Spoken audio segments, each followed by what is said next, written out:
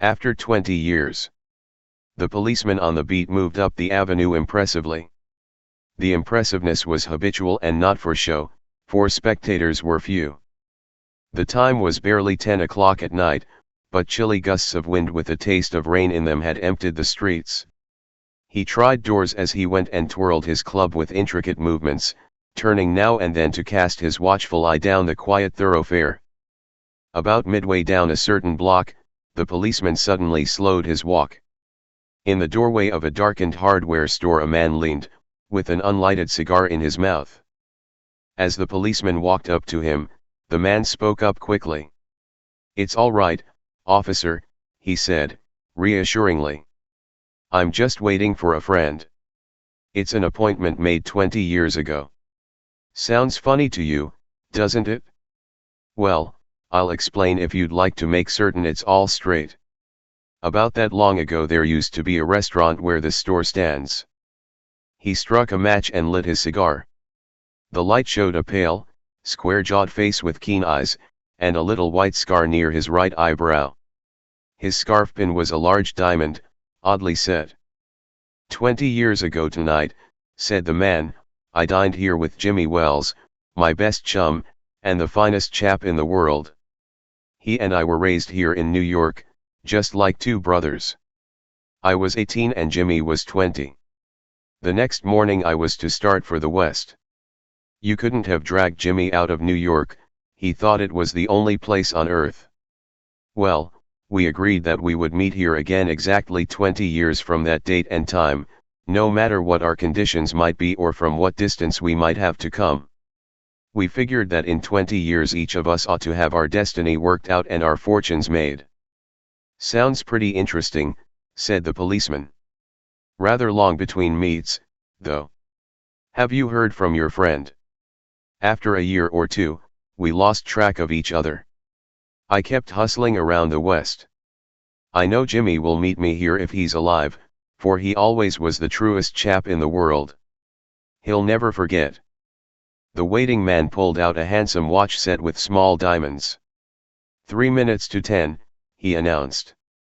"Did pretty well out West, didn't you?" asked the policeman. "You bet. I hope Jimmy has done half as well. He was a kind of plodder, though, good fellow as he was.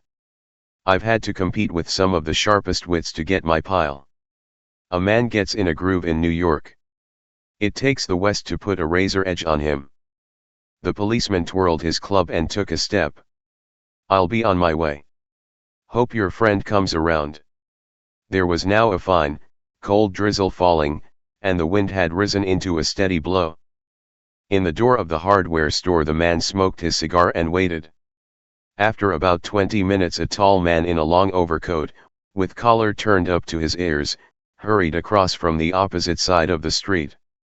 "Is that you, Bob?" he asked, doubtfully. "Is that you, Jimmy Wells?" cried the man in the door. "Bless my heart!" exclaimed the new arrival.